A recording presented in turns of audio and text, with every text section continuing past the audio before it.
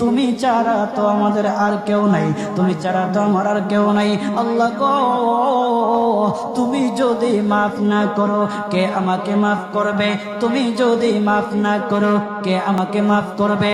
তুমি যদি আমাকে মাফ করো তাহলে তোমার কোনো দিকে কমবে না, তুমি যদি আমাকে মাফ না করো তোমার কোনো দিকে বাড়বে না।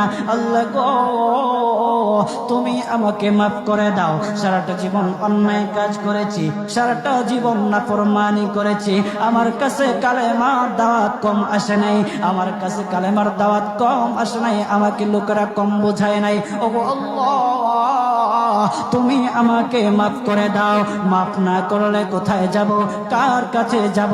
বাবা যখন মারে তখন মার কাছে আশ্রয় নেওয়া যায়, মা যখন প্রহার করে তখন বাবার কাছে আশ্রয় নেওয়া যায়, বাবা মা যখন প্রহার করে তখন দুনিয়ার কারো না কারো কাছে।